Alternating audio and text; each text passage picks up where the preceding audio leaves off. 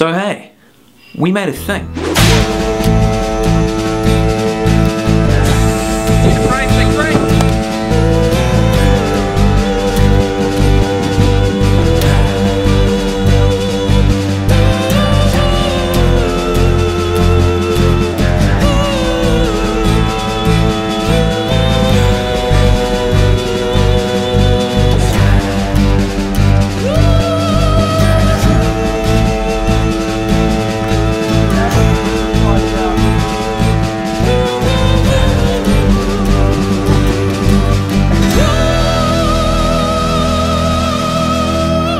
And this whole thing was inspired by a 6-panel comic.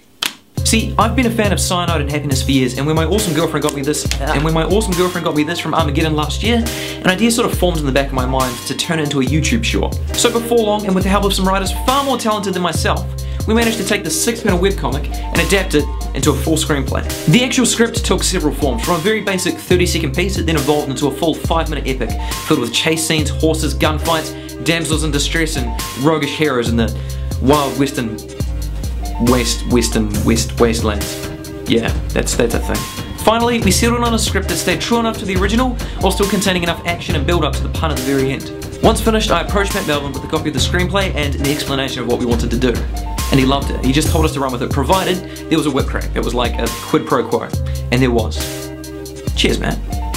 After getting confirmation from Matt, I approached my DP Seanne and just said, hey, we're making a western, and I don't think I've ever seen her so excited before. She's just gone, bang, we're watching old western movies, checking costumes, locations, period pieces, weapons, props, dialects and speaking, and just like tiny little things that I wouldn't even think about. Seanne made this project kind of fantastic. What is it? Seanne, thank you.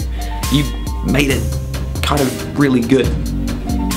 There's a car. We were very fortunate to have access to some local farmland perfect for our location and setting. Thank you, Caroline. Plus, being on private land meant not having to worry about permits or other legal stuff that might just get in the way or get really stupid expensive really quickly. Costuming was probably one of the easiest aspects of pre-production. Wellington is full of secondhand stores that cater to exactly what we needed and really inexpensively as well. Seanne had gone and identified specific clothing pieces for that exact time period, right down to like the shape of the dress, the cut of the ruffle, like if a color or detail was like available at that particular decade. It was just the tiny little things just brought everything up that much more. We managed to clothe and equip our cast for under $200, including shirts, vests, pants, waistcoats, dresses, belts, bags, guns, hats, boots were actually really expensive, but I'm going to count them in there anyway. Just everything secondhand came in really cheap. It was either secondhand or it was borrowed. On top of all this, Seanne was also able to source an old lantern, a little tobacco tin, and an old cooking travel pot as well. Just little things that bring up the value, the production value of a scene so much more. With our cast decided and our crew set, we were good to go with a 6 AM call time.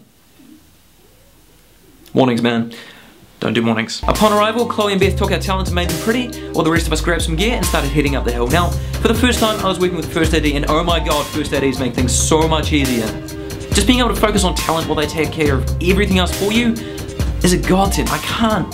It's amazing. I don't know why I haven't done this before, but working with a larger crew, see, generally we work with quite a small bare bones crew running gun, but working with a larger crew like this, a First AD was super necessary, and Vincent did a fantastic job. Everyone was focused and on task the entire time. First ADs just make shoots so much easier. I don't know why I haven't done this before. It was great. I'm rambling. Let's move on. Our gear mainly consisted of a Canon 7D, a 16-35mm for the wides, and a 70-200 for all the close-ups, with our audio man Izzy running around with the Rode NTG2. With all that being said, the best piece of equipment we had for this shoot was a homemade crane jib. This crane was made by an engineer friend for a music video I assisted with last year, and is directly responsible for all the sexy shots in this short.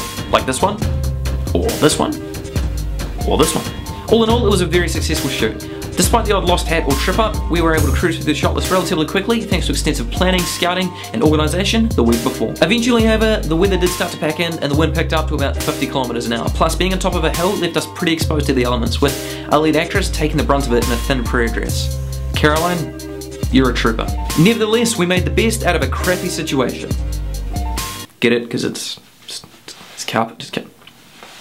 Shut up. We pushed on despite the wind trying to steal our hats, our black wrap, and rendering our audio almost useless. We banded together, sometimes literally, and managed to wrap what has been my most enjoyable project this far. Ladies and gentlemen, that is a wrap on principal photography. Finally, with everything locked and done, it was time to bring the video files into Premiere to edit. Having the shot list there as a reference made everything super easy, and the lock was done in a matter of days. I sent the locked video file to my friend Josh to remove the Wellington windmill that dotted the valley around the end, plus add some super sexy, sweet visual effects. and removed the pylons and the cars and wrote out a lot of stuff. Actually, pretty much anything that didn't already exist in 1870, so that was about half the shots. Thanks, man. I can't do that. The stupidly talented Matt Mulholland completed the score for this video as well, and I couldn't have asked for anything better. He did this amazing Tarantino-esque thing, which basically was like a bow tie on this box full of cowboy and pun goodness. It was beautiful. Lastly, I worked on the color grade, with the main focus being I didn't want something super sharp and crisp, instead opting for something much more contrasty and desaturated grainy, something quite old.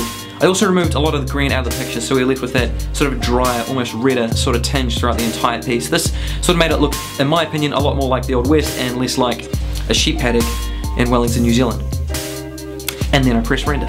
And that's our story. Thank you so much for watching it. Thank you also so much to the incredible cast and crew that made this entire project possible.